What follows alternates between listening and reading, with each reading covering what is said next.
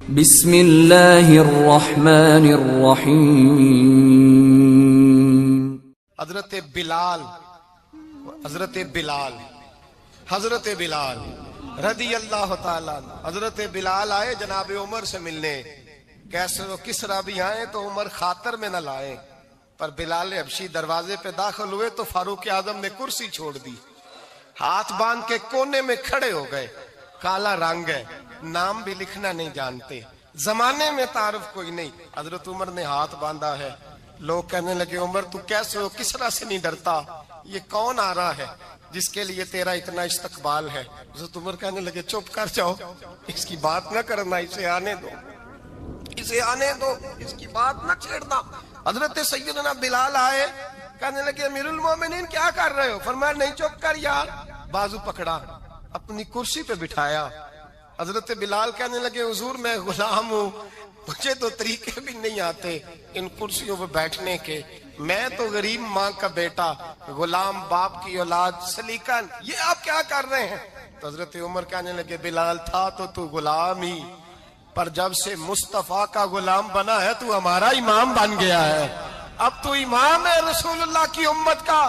فرمایا وہ مجھے دن یاد ہے جب مکہ فتح ہوا تھا، بت ٹوٹ گئے تھے، بڑے بڑے سردار تھے، اور میرے نبی نے فرمایا بلال سے کہو کعبے کی چھت پہ چڑھ کے اذان دے، تو لوگوں نے کہا حضور یہ سارے جل گئے ہیں، کسی اور کی ڈیوٹی لگا دے۔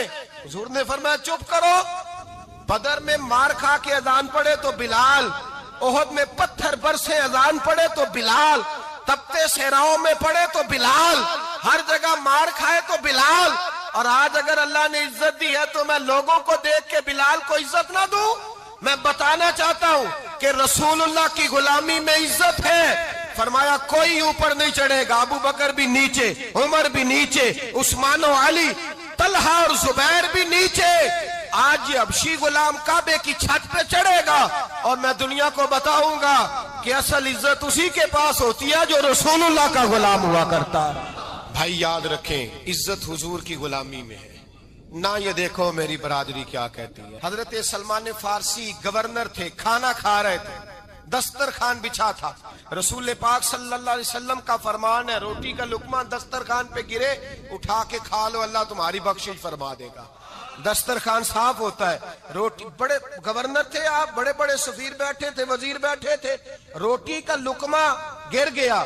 آج تو لوگ فیشن میں عزت ڈھونڈتے ہیں نا، وقار ڈھونڈتے ہیں کہ میں جدید دنیا کے ساتھ مل جاؤں، میں معاذ اللہ لڑکی لڑکے اکٹھے بٹھا کے منگنی کروں تو میں ماڈرن شمار ہو جاؤں گا، میں بڑے بڑے ڈھول بجاؤں تو ماڈرن بنوں گا، میں اگر مہندی پہ سارے تماشے کر ڈالوں تو میں ماڈرن ہوں۔ دیکھو عزت کس بات میں۔ حضرت سلمان فارسی روٹی کھا رہے تھے، سفیر، وزیر، نہ جانے بڑے بڑے لوگ بیٹھے تھے، کھانا کھاتے کھاتے لقمہ گرا دسترخوان پہ، حضرت سلمان فارسی نے سمیٹا، منہ میں رکھا، پھر انگلی مار کے دسترخوان صاف کیا۔ ایک صحابی کان میں کہنے لگے سلمان کیا کر رہے ہو؟ کیا کر، آپ گورنر ہیں، سوچئے تو صحیح، یہ لوگ کیا کہیں گے دنیا دار کے مسلمانوں کو روٹی نہیں ملتی، اٹھا کے کھا رہے۔ کان میں بات کی، کان میں۔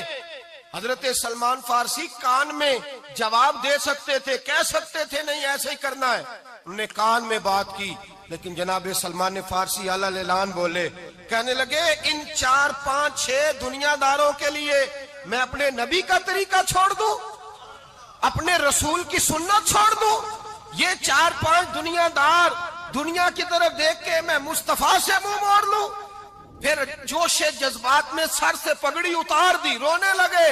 آپ فرمانے لگے میں مدینے کے بازاروں میں کھجوریں اتارتا تھا، نوکریاں کرتا تھا، یہ جو میرے سر پر عزت کے بال ہیں یہ محمد عربی کے اگائے ہوئے ہیں، رسول اللہ کے اگائے ہوئے ہیں۔ امیر المومنین حضرت جناب سیدنا عمر فاروق رضی اللہ تعالیٰ عنہ رات گھر میں تھے تو رونے لگے، بڑی دیر تک روتے رہے۔ والدہ اٹھی تو صاحبزادے سے کہنے لگی پتہ کرو تمہارے باپ کو کیا مسئلہ ہے۔ شہزادے آئے، کہنے لگے امیر المومنین والد گرامی کیا ہوا؟ تو حضرت عمر فاروق کہنے لگے بیٹا اپنی اماں کو بلاؤ۔ والدہ آ گئی، کیا بات ہے؟ کچھ طبیعت خراب ہے تو حکیم کا بندوبست کیا جائے۔ تو حضرت عمر کہنے لگے کچھ بھی نہیں، آج مسجد سے نکلا ہوں تو نبی پاک کے صحابہ میری تعریفیں کر رہے تھے، یہ حضرت فاروق اعظم کے وصال کے قریب کے دن ہے.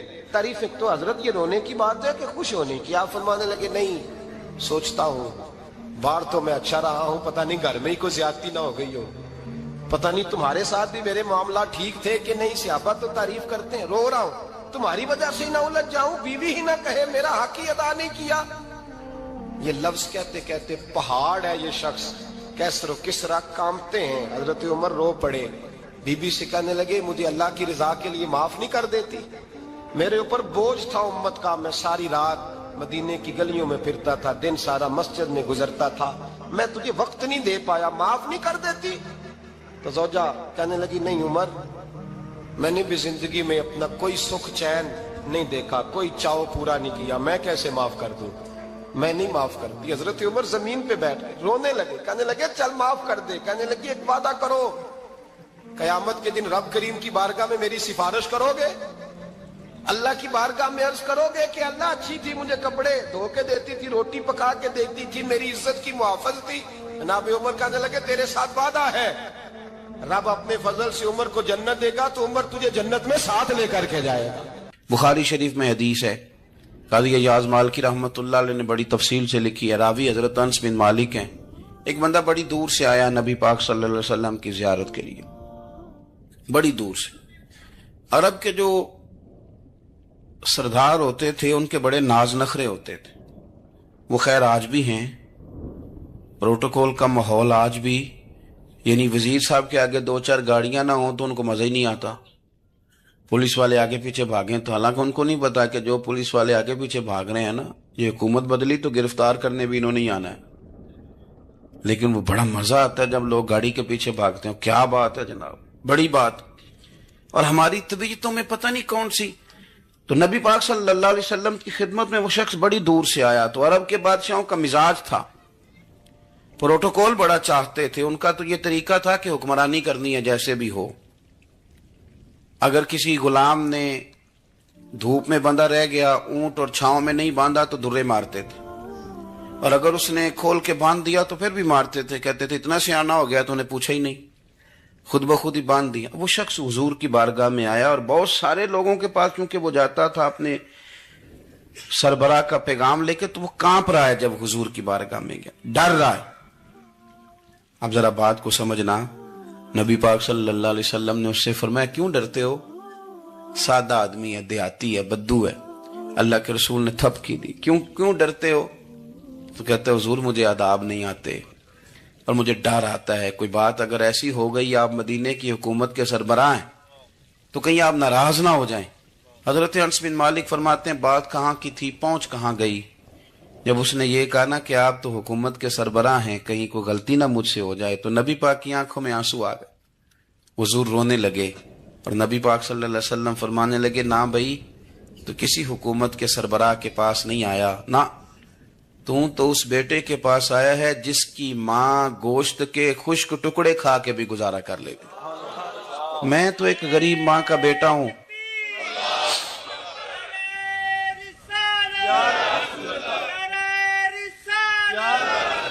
بھائی اگر آپ کا یہ ذوق بن جائے، دیکھو نا آج تو لوگ بھول جاتے ہیں نا، کپڑے بدل لیتے ہیں تو وہ سمجھتے ہیں کہ شاید سارا کچھ ہی بدل گیا. یعنی گاؤں سے آ کر پڑھنے والے بھول ہی گئے ہیں کہ کس کی ماں نے کتنا زیور بیچا. لوگ بھول جاتے ہیں چیزوں کو. اپنے ماضی کو یاد رکھیں. یار صفائی کرنے والا صفائی ٹائم پہ کرتا ہے نا، تم چراغ تو صحیح جلاتے ہو نا. مجھے بتاؤ آنے والوں، یہ تو بتاؤ شہر مدینہ کیسا ہے، اور سر ان کے قدموں میں رکھ کر جھک کر جینا کیسا ہے.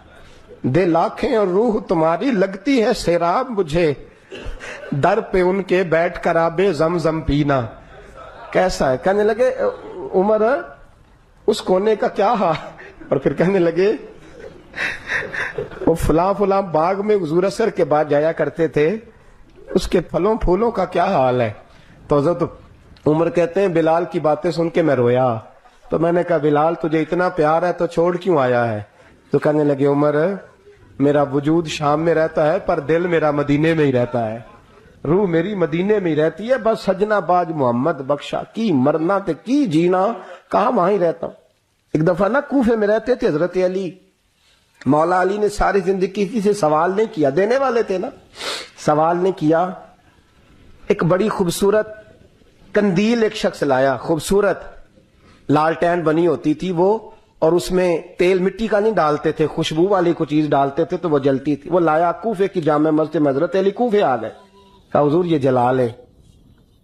جب وہ لایا نا قندیل تو حضرت علی نے زندگی, امام حسن کہتے ہیں میں نے عجیب زندگی بھر سوال نہیں کیا.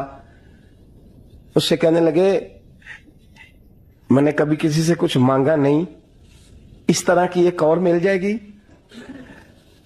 تو اس شخص ایسے جیسے وہ عرش پہ نہیں بیٹھ گیا کہ علی نے مجھے کہہ دیا ہے. کہنے لگا حضور مل جائے گی. فرمانے لگے لے جاؤ. کہتے ہیں وہ لے کے آیا.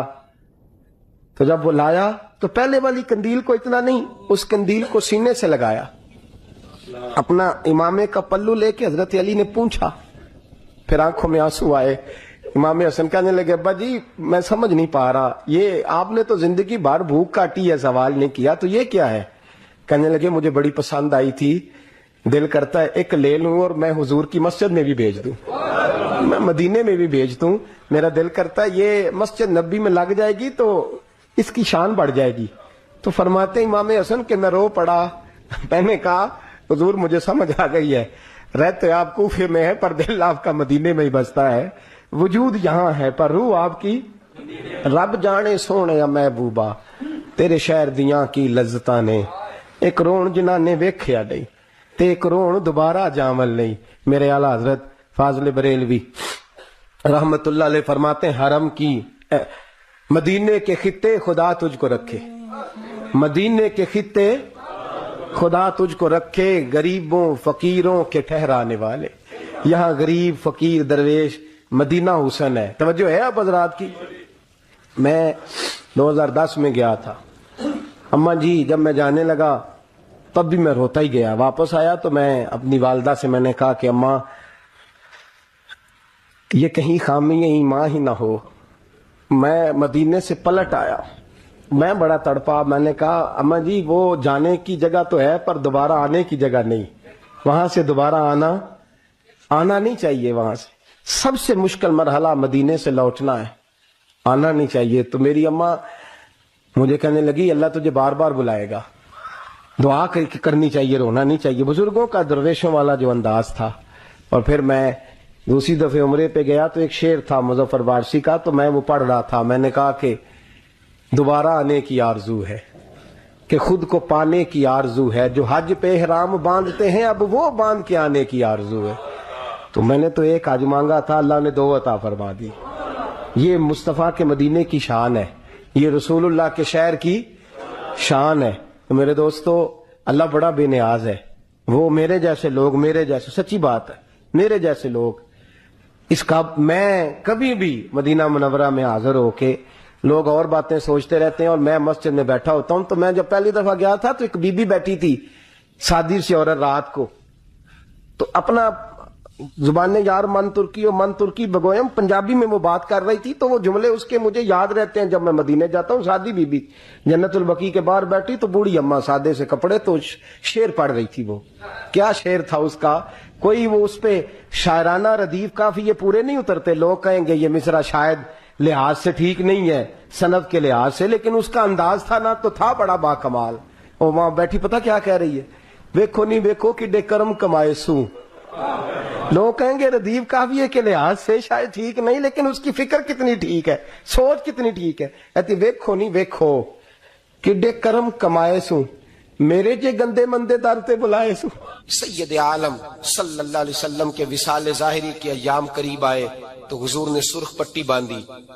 تیز بخار ہے نبی کریم کو, 2 صحابہ سہارا دے کے مسجد میں لائے. نبی پاک علیہ السلام کو بظاہر سہارا دے کے لایا گیا. کریم رسول نے لوگوں کو جمع کیا, حضور آج کیا ہونے والا ہے, آج کیا کہا جائے گا, آج کس لیے میٹنگ بلائی ہے. نبی کریم کے کل صحابہ جب مسجد میں جمع ہوئے تو کھچا کھچ مسجد بھری ہے. وصال ظاہری سے چند یوم پہلے کی بات. نبی پاک نے فرمایا آج تمہیں کوئی جہاد کی ترغیب نہیں دینی, آج کوئی نیا پیغام نہیں دینا, آج تمہیں بتانا ہے کہ رب نے اپنے بندے کو اختیار دیا ہے, چاہے تو دنیا میں رہے چاہے تو اس کی بارگاہ میں حاضر ہو جائے. اس عبد نے بارگاہ ربوبیت کی طرف لوٹنے کا ارادہ کر لیا ہے۔ حضرت صدیق اکبر رونے لگے تو صحابہ نے کہا تمہیں کیا ہوا؟ کہنے لگے سمجھ نہیں رہے، کسی کی بات نہیں کر رہے، نبی پاک تو اپنی بات فرما رہے ہیں، اس نے جانے کا ارادہ کر لیا۔ سنیے میرے بھائی، محبوب پاک نے فرمایا بھائی کسی شخص کو میری طرف سے کوئی تکلیف پہنچی ہو تو بدلہ لے سکتا ہے، بدلہ لے سکتا ہے، کسی کو تکلیف پہنچی ہو۔ صحابہ پھوٹ کے رونے لگے، محبوبہ کرم ہی کرم ہوا ہے، رحمت ہی رحمت آئی، آپ کے بارے میں گمان کرنے والا بھی دائرہ ایمان سے نکل جائے گا۔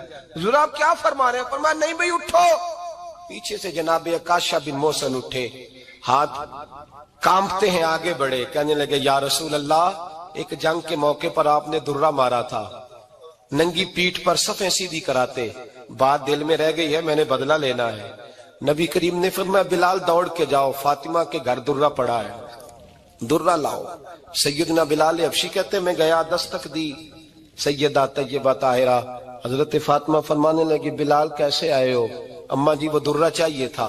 سیدہ کو تشویش ہوئی، کہنے لگے بلال نہ تو جنگ پہ جانا ہے، نہ جہاد ہے، نہ کوئی ایسا موقع ہے، حضور کی تو طبیعت مبارک بظاہر بڑی علیل ہے، درہ کیا کریں گے؟ حضرت بلال عرض کرنے لگے اماں جی ایک صحابی بدلہ لینے لگے ہیں، صاحب طبقات نے جملے لکھے ہیں، کہتے ہیں بی بی صاحبہ نے درہ بھی دیا اور امام حسن حسین کو بھی باہر نکالا۔ فرمانے لگی عکاشہ سے کہنا 100 درے مارے، ان دو شہزادوں کے جسم پر نبی پاک کے قریب نہ جائے، میں نے 2 بچے پیدا ہی اپنے محبوب پر قربان کرنے کے لیے کیے، ان کو لے جائے۔ حضرت بلال کہتے میں 2 شہزادے لے کے آیا، اور جب دروازے میں میں لے کے پہنچا تو نبی پاک نے دیکھا تو آنکھوں میں آنسو آ گئے، فرمایا ان کو بٹھا دو، مجھے پتا ہے فاطمہ نے کیا کہہ کے بھیجا ہے۔ حضرت سیدنا بلال فرماتے ہیں درہ میں نے جناب عکاشہ کو دیا، حضرت عکاشہ درہ لے کے آگے جو بڑھے تو حضرت ابو بکر صدیق نے ان کے پیروں پہ ہاتھ رکھا، فرمایا عکاشہ میری طرف آ یار، مجھے مار درے، نبی پاک کے قریب نہ جا۔ مصطفیٰ کریم نے فرمایا ابو بکر تو ہٹ جا، اسے آنے دے۔ فرماتے ہیں میں چند قدم آگے گیا تو مولا علی شیر خدا نے میرے پیر پہ ہاتھ رکھا، کہنے لگے عکاشہ سوچ تو صحیح تو کیا کر رہا ہے؟ حضور نے فرمایا علی ہٹ جاؤ، میرا اور ان کا معاملہ ہے۔ جناب عکاشہ آگے بڑھ رہے، نبی کریم نے فرمایا میں اپنی امت کو درس دینا چاہتا ہوں، خبردار خبردار زندگی میں تمہارے ہاتھ سے زبان سے کسی کو تکلیف نہ پہنچنے پائے، خبردار یاد رکھنا وہ معاشرے بگڑ جاتے ہیں، وہ معاشرے تباہ کر دیے جاتے ہیں جہاں ظلم ہوتا ہے، جہاں زیادتی ہوتی ہے، جہاں لوگوں کو ستایا جاتا ہے۔ محبوب کریم کے قریب آئے حضرت عکاشہ کا، حضور میری پیٹھ ننگی تھی، آپ بھی ذرا کپڑا ہٹائیے۔ نبی کریم نے پیٹھ سے کپڑا ہٹایا، جناب عکاشہ نے درہ جو اٹھایا تو صحابہ کی چیخیں نکلی، حضرت عکاشہ نے درہ دور پھینکا، حضور کے بطن اطہر سے لپٹ گئے، چومنے لگے، کہنے لگے حضور وہ تو صفیں سیدھی کراتے لگ گیا تھا، آپ نے کہاں مارا تھا؟ یا رسول اللہ میں تو بہانہ بنا رہا تھا کہ جاتی دفعہ مجھے وجود چومنے کا موقع نصیب ہو جائے، مجھے یہ موقع نصیب ہو جائے۔ میرے حبیب نے فرمایا جس نے جنتی دیکھنا ہو میرے عکاشہ کی زیارت کر لے۔ بھائی ظلم کا دروازہ کھلا ہوا اور لوگ بھول جاتے ہیں زیادتی کرتے ہوئے، وہ بہو سے ہی کیوں نہ کرے، وہ اپنے گھر کے بھول جاتے ہیں کہ شاید پوچھنے والا کوئی نہیں، شاید میزان نہیں لگے گا۔ ایران کے بادشاہ نے اپنے بیٹے کو پڑھانے کے لیے ایک استاد صاحب کا بندوبست کیا۔ استاد صاحب کو کہا کہ میرے بچے کو دین پڑھائیے، میں چاہتا ہوں کل اس نے عنان حکومت کو سنبھالنا ہے تو یہ دین سے آگاہ ہو جائے، اس کو کچھ سکھائیے پڑھائیے۔ بہت نیک بزرگ بڑے درویش عالم پڑھانے لگے، اسباق مکمل ہو گئے، دین کے اسباق قرآن مجید پڑھایا، احادیث طیبہ کا درس دیا، اصول فقہ سے روشناس کرایا۔ جب بچے نے مکمل تعلیم حاصل کر لی اور آمین ہو گئی، دستار ہو گئی، فارغ ہو گئے تو پھر ایک دن استاد صاحب نے کہا بیٹے کل تم نے ضرور آنا ہے، کچھ بات کرنی ہے۔ شہزادہ گیا ملنے استاد صاحب سے، استاد صاحب نے کنڈی لگا لی، ہاتھ میں درہ پکڑ لیا، مار مار کے پورے وجود کو زخمی کر دیا، کوئی غلطی نہیں، کوئی بات نہیں، مارا۔ اب بچہ آیا آ کے بادشاہ سلامت سے کہا کہ ابا جی سمجھ نہیں آئی، بڑا مارا ہے استاد۔ تو سیانے تھے نا بادشاہ، یہاں تو قاری صاحب روز کٹہرے میں کھڑے ہوتے ہیں، مولوی صاحب آپ نے میرے بچے کو کیوں مارا ہے؟ آپ 8000 کے مولوی ہیں، میرا کئی کروڑ کا بچہ ہے، سویرے بدل لیں گے. خبردار آپ نے بچے کو ہاتھ لگایا. اپنی حیثیت میں رہے معاذ اللہ. جو قومیں استادوں کو کٹہروں میں کھڑا کرتی ہیں وہ ترقی نہیں کر پاتی. جو استادوں کو کٹہروں میں روز کھڑا کرتے. کہا ابا جی بڑا مارا ہے. تو والد بڑے سمجھدار تھے, کہنے لگے بیٹا استاد باپ ہوتا ہے, وہ زیادتی نہیں کرتا. کوئی بات ہوگی میں تیرے استاد کو کٹہرے میں نہیں بلاؤں گا. اماں سے بات کی. اماں کہنے لگی بیٹا میں تیرے باپ سے کیسے بات کروں, ڈر آتا. وقت گزر گیا. 22 سال بیت گئے. 22 سال گزر گئے. بادشاہ کا انتقال ہوا. شہزادہ تخت پہ بیٹھا. پہلا حکم یہ دیا کہ میرے استاد کو بلاؤ. پہلا حکم. استاد جی بوڑھے ہو گئے تھے, چھڑی کے اوپر ٹیک لگا کے آئے اور بھویں سفید ہو کے جھک گئی تھیں. یوں آنکھ کھول کے بڑی مشکل سے دیکھا. کہنے لگے شہزادے حکم ہو. کم میں شہزادہ نہیں, اب میں بادشاہ بن گیا ہوں.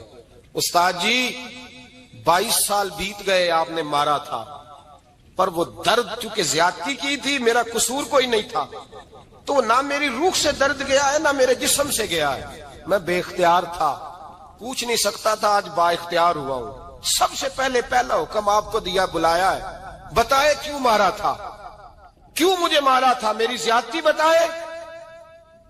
تو استاد, بوڑھے استاد کی آنکھیں آنسوں سے بھر گئیں. کہنے لگے بیٹے بس آج کے دن کے لیے مارا تھا. یہ جو دن آ گیا نا میری زندگی میں, اس لیے مارا تھا. یہ میں چاہتا تھا میری زندگی میں وقت ہے, آج کے بس میری مراد پوری ہو گئی. کہا صاحب کس لیے, مجھے بھی سمجھائے. آپ فرمانے لگے کتنی دیر ہو گئی تجھے مار کھائے ہوئے, کتنا زمانہ بیت گیا. کہنے لگا 22 سال. فرمایا زخم بھولے تو نہیں, درد ختم تو نہیں ہوئی, تمہیں بات 1 منٹ کے لیے بھی تمہارے حافظے سے محو تو نہیں ہوئی. کہا استاد جی روز رات کو یاد آتی, روز خیال آتا تھا. استاد کہنے لگے بھائی تو بے اختیار تھا, پوچھ نہیں سکا, 22 سال تجھے یاد رہا. مجھے پتا تھا تو ایک دن حکمران بنے گا. میں نے تجھے اس لیے مارا تھا کہ بیٹے یاد رکھنا, کسی پہ ظلم نہ کرنا. اگر تجھے 22 سال تک یاد رہا ہے تو جس پر تو ظلم کرے گا اسے بھی قیامت تک یاد رہے گا.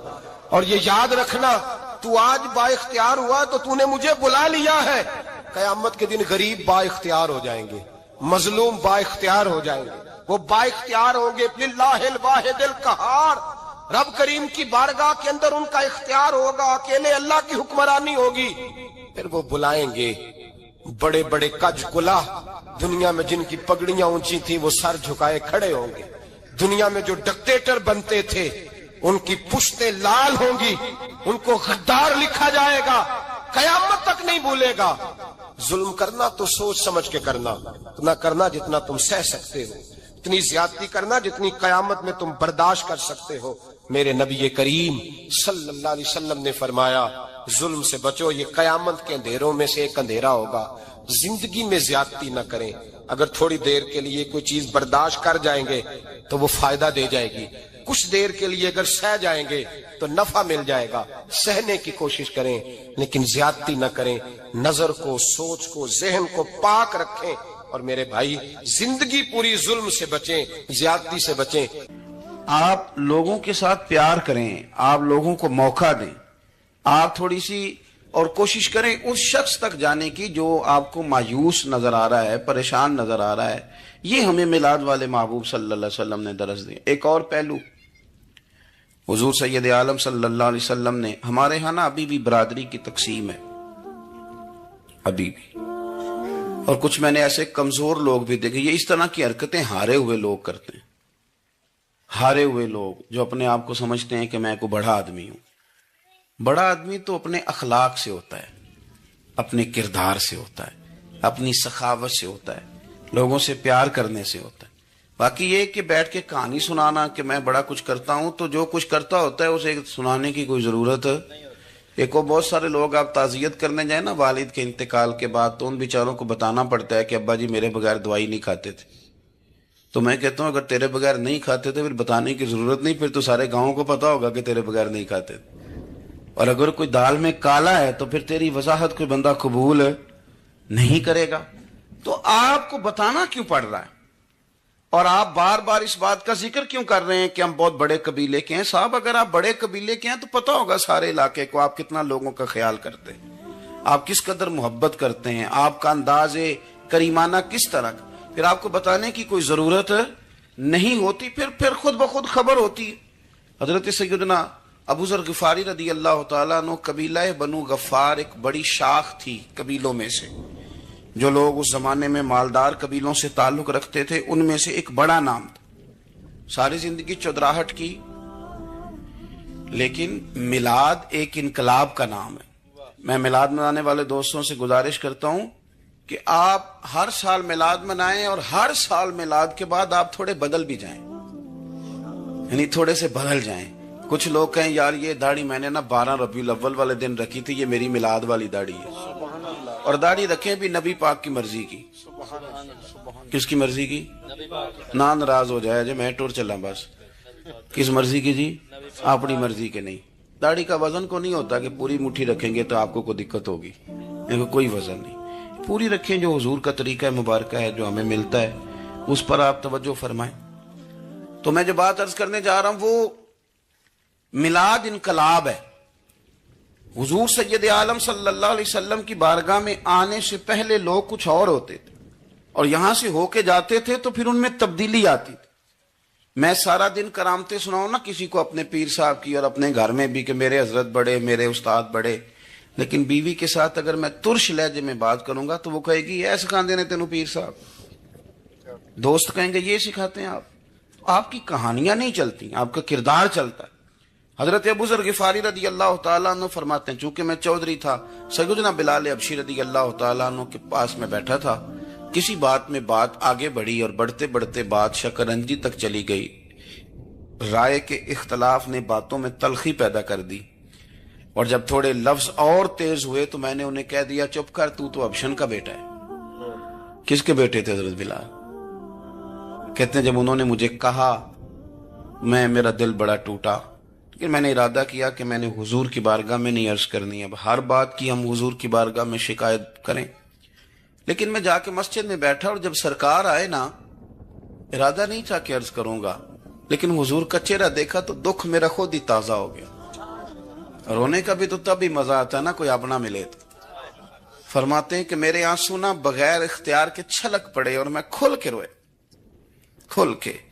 قربان جاؤں محبوب کے بھی حضور نے پاس نہیں بلایا، بلکہ نبی پاک اٹھ کے خود میرے پاس آئے اور مجھے کندھوں سے پکڑ کے سینے سے لگایا، اور جب میں کھل کے رو لیا تو حضور میرے آنسو پوچھنے لگے۔ کچھ شعر ایسے ہوتے ہیں جو کسی نے کہے ہوتے ہیں، اور کہنے والا جو ہوتا ہے وہ صاحب حال ہوتا ہے، تو اس میں کچھ خوبصورتی زیادہ ہی ہو جاتی ہے۔ ایک پنجابی کے شاعر ہمارے گجرات میں گزرے، بزرگ تھے، ان کا ایک شعر ہے، وہ کہتے ہیں ایک واری میری آنکھیاں چوں اونا نے اتھرو پونجے سن، ایک واری میری آنکھیاں چوں اونا نے اتھرو پونجے سن، ہن تے چسکا پہ گیا رونے دا۔ ایک واری میری آنکھیاں چوں اونا نے اتھرو پونجے سن، ہن تے چسکا پہ گیا رونے دا، تے ہر ویلے آہو زاری دا۔ تو میں روز رونے لگا ہوں، مزہ ہی بڑا آیا ہے جب سے محبوب نے چپ کرانا شروع کیا۔ میرے عزیز، اور پھر حضرت بلال حبشی رضی اللہ تعالیٰ عنہ چونکہ حضور کے غلام تھے، اور انہیں پتا تھا کہ سرکار میری ناز برداری کرتے ہیں، حضور نے چپ کرایا۔ فرمایا کیوں روتے ہو؟ تو عرض کرنے لگے یا رسول اللہ صلی اللہ علیہ وسلم، اگر میں ابشن کا بیٹا ہوں تو میری تو غلطی کوئی نہیں نا، یہ تو تقسیم اللہ کی ہے نا۔ الذی خلقک فسواک فعدلک فی ای صورت ما شاء رکبک، جس طرح وہ چاہتا ہے، جس کو چاہتا ہے اس طرح کی اس کی صورت بنا دیتا ہے۔ تو مجھے ابشن کا بیٹا کہا جاتا ہے، میری غلطی کیا ہے؟ حضرت بلال نے بھی نہیں بتایا کس نے کہا، لیکن نبی پاک صلی اللہ علیہ وسلم نے کیا فرمایا؟ امام یوسف صالحی نے لکھا ہے، ذرا غور کرنا بات پر، تسلیاں لوگ اور رنگ میں بھی دیتے ہیں، پر یہ تسلی بڑی انوکھی ہے۔ حضور فرمانے لگے بلال اگر تو ابشن کا بیٹا ہے تو پریشان کیوں ہوتا ہے؟ کالے رنگ والی ماں کا بیٹا ہے تو پریشان کیوں ہوتا ہے اگر تیری والدہ کا رنگ کالا ہے تو؟ عرض کی حضور آپ کیا فرمانا چاہتے ہیں؟ تو سرکار فرمانے لگے میں 2 ماؤں کا بیٹا ہوں، ایک جناب آمنہ جنہوں نے مجھے پیدا کیا، اور ایک حضرت ام ایمن جنہوں نے میری پرورش کی، مجھے بڑا کیا۔ حضور فرمانے لگے میری ماں آمنہ کا رنگ گورا تھا اور میری ماں ام ایمن کا رنگ کالا ہے۔ تو فرمایا اگر تجھے کسی نے کالے رنگ والی ماں کا بیٹا کہا تو اسے کہہ دینا مدینے والی محبوب کے بھی تو ایک والدہ کا رنگ کالا ہے، تو کہہ دینا۔ حضرت بلال کہتے ہیں کہ وہ اس طرح کی تسلی تھی، طفل تسلی نہیں جس طرح کی ہمیں دی جاتی، وہ اس طرح کی خوبصورت تسلی تھی کہ اس کے بعد میرا دل ایسا ٹھنڈا ہوا، پھر کسی کا تانا نہیں رہا، پھر کسی کی تکلیف نہیں رہی۔ رسول پاک صلی اللہ تعالی علیہ وسلم نے یہ جو آج تقسیم ہے ہمارے ہاں اونچ نیچ کی، چھوٹے بڑے کی، ذات برادری کی، حضور فرماتے ہیں میں نے پاؤں کے نیچے رکھ کے کچل دی، اب اس کا کوئی سٹیٹس نہیں رہا، اب یہ کوئی معاملہ نہیں۔ پھر میرے بھائی ایک معاملہ ہمارے اندر جو اور بڑی شدت کے ساتھ آیا ہے اور جس نے بڑا زور پکڑا ہے، وہ یہ ہے کہ ہم نا پڑھے لکھے لوگوں سے معذرت کے ساتھ، پڑھے لکھے لوگوں کا بھی ایک مسئلہ ہے، وہ دوسروں کو جاہل کہنا ضروری سمجھتے ہیں، الا ماشاء اللہ۔ میں اکثر کہتا ہوں کہ یہ تو آسان کام ہے نا، آپ نے کہہ دیا جاہل نہیں جی سارے پنڈ والے، یہ تو بڑا آسان کام ہے، تو جان چھڑانے والی بات ہے، ان پڑھ ہیں جی اس قوم دا کچھ نہیں بن سکتا، بھی تو آسان کام ہے، جان چھوٹ گئی۔ میں بھی کھڑا ہوتا ہوں نماز جنازہ کی امامت کرنے کے لیے، کبھی تو کہہ دیتا ہوں کہ جناب آج لوگوں کو نماز جنازہ کی دعا نہیں آتی، تو سوچتا ہوں کہ اگر کسی نے کھڑا کر کے پوچھ لیا کہ آپ نے کتنے لوگوں کو یاد کرائی ہے، ہم نے کبھی کہا کہ آؤ بیٹھو یاد کراؤں، تو اس کا جواب کیا ہے؟ تنقید کرنا آسان کام ہے اور تعمیر کرنا یہ مشکل مرحلہ ہے۔ عزیز دوست، ہمارے ہاں نا ان پڑھ بندے کے ساتھ اور اس بندے کے ساتھ جس کی سوچیں محدود ہیں، ہمارا رویہ اتنا تلخ ہوتا ہے۔ بھائی مزہ تو تب آتا ہے نا جب آپ کو کچھ لوگ کہتے ہیں میں اچھے کے ساتھ اچھا ہوں، تو اچھے کے ساتھ تو ساری دنیا اچھی ہوتی ہے، آپ نے اس میں کیا کمال کیا؟ ترجیح آخرت کو، اللہ کی ذات کو۔ ہماری آخرت کس طرح ٹھیک ہو سکتی ہے، آخرت میں کامیاب کس طرح ہو سکتے ہیں، آخرت میں اللہ تعالیٰ کی رضا کیسے پا سکتے ہیں، اس کو ترجیح دینی چاہیے۔ نبی پاک صلی اللہ تعالیٰ علیہ وسلم کے بہت سارے صحابہ بڑی شانوں والے، ایک صحابی کا ہم آج ذکر کرنے جا رہے ہیں جن کا نام ہے حضرت ابو ذر غفاری رضی اللہ تعالیٰ۔ ہمارے صوفیاء تصوف میں ایک جملہ بولتے ہیں کہ تیرا تو فقر ابو ذر ہے، یعنی جن کو صحیح درویش کہتے ہیں نا، صحیح درویش۔ مولا علی شیر خدا رضی اللہ تعالیٰ عنہ فرمایا کرتے دو ہی تو بندے ہیں جو رب کے رستے میں کسی شے کی پرواہ نہیں کرتے۔ حضور کون سے؟ فرمایا ابو ذر غفاری ہے اور دوسرے علی المرتضیٰ ہے۔ مولا علی فرمایا کرتے یہ نا مسلمانوں میں سے چوتھے یا پانچویں مسلمان ہیں، شروع سے ایک سلیم الطبع آدمی، کچھ لوگ طبعاً بڑے نفیس ہوتے ہیں، طبعاً اللہ کی طرف سے شروع سے ہی۔ ان کا جو قبیلہ تھا بنو غفار وہ راہزنی کرتا تھا، لوگوں کو لوٹ لیتا تھا، شروع میں یہ کام کیا، لیکن جب کچھ لوگوں کی چیخیں کانوں میں گئیں تو چھوڑ دیا، فرمایا نہیں یار طبیعت نہیں مانتی، اور نبی پاک کا کلمہ پڑھنے سے پہلے ہی بتوں کی پوجا چھوڑ کے رب کی عبادت شروع کر دی۔ لوگ پوچھا کرتے تھے آپ عبادت تو کرتے تھے پر منہ کدھر کرتے تھے؟ فرماتے تھے جدھر وہ کرا لیتا تھا کر لیتے تھے۔ کسی نے انہیں بتایا کہ مکے میں ایک شخص ہیں جنہوں نے اعلان نبوت کیا ہے، آپ کی طرح کی باتیں کرتے ہیں، انہوں نے اپنے بھائی کو بھیجا، ان کا نام انیس تھا، پتہ کر کے واپس آئے، بھائی کہنے لگے ابو ذر، ان کا نام جندب ہے، اصل میں ذر ان کے بیٹے کا نام ہے اور کنیت سے زیادہ معروف ہیں، ابو ذر غفاری کہلاتے ہیں۔ فرماتے ہیں کہ بھائی نے آ کے بتایا کہ وہ نیکی کا حکم دیتے ہیں، برے کاموں سے منع کرتے ہیں، صلہ رحمی کا پیغام دیتے ہیں، لیکن لوگ سارے مخالف ہیں۔ یہ چیز بھی بڑی کاؤنٹ ہوتی ہے، اسے نہ کاؤنٹ کیا کریں، لوگوں کی ترجیحات بدلتی ہیں، صبح کچھ دوپہر کچھ شام کچھ، اسے نہ کاؤنٹ کریں۔ انہوں نے اس بات کو کاؤنٹ کر کے بتایا کہ لوگ ان کے جو ہے نا وہ مخالف ہیں سارے۔ تو حضرت ابو ذر غفاری کہنے لگے مجھے تسلی نہیں ہوئی، میں خود جا کے پتہ کروں گا۔ کہتے ہیں مکہ شریف آیا تو کسی ایسے آدمی سے پوچھ بیٹھا، میں تو کچھ اور سمجھا تھا، وہ کچھ اور نکلا۔ مکے والوں نے بڑا مارا، مکے پہنچ کے پہلی جو چیز ملی وہ مار کھانے کی تھی۔ اب میں ڈرتے کسی سے پوچھتا ہی نہ، بھوک بھی بڑی تھی، رہنے کو جگہ نہیں تھی، حرم شریف میں لیٹا رہتا تھا۔ میرے نصیب دیکھو، مجھے ایک شخص نے آ کے ہلایا، کہنے لگے اگر مناسب سمجھیں تو میں آپ کو دیکھ رہا ہوں کافی دیر سے، آپ کوئی پردیسی ہیں، آپ کا اپنا مہمان نہ بنا لوں؟ تو میں نے کہا آپ کا کیا نام ہے؟ کہنے لگے میرا نام ہے علی ابن ابی طالب۔ کہتے ہیں مولا کائنات گھر لے گئے, کھانا بھی کھلایا, جگہ بھی دی سونے کو, خدمت بھی کی, لیکن چونکہ میں تو پہلے ایک سے پوچھ کے مار کھا بیٹھا تھا, میں نے پوچھا نہیں میں کدھر آیا ہوں. رات رہے, اگلی رات بھی رہے, لیکن میں نے بتایا نہیں میں کس کام آیا ہوں. حضرت ابو ذر غفاری رضی اللہ تعالیٰ عنہ کہتے ہیں خود ہی مولا علی نے پوچھا بتا سکتے ہو کیسے آئے ہو؟ میں نے کہا راز رکھ لو گے؟ فرمایا بڑا کشادہ سینہ دیا رب نے مجھے. تو بات تو کر, کہنے لگے یار میں تو محمد مصطفیٰ کی زیارت کرنے آیا صلی اللہ تعالی علیہ وسلم.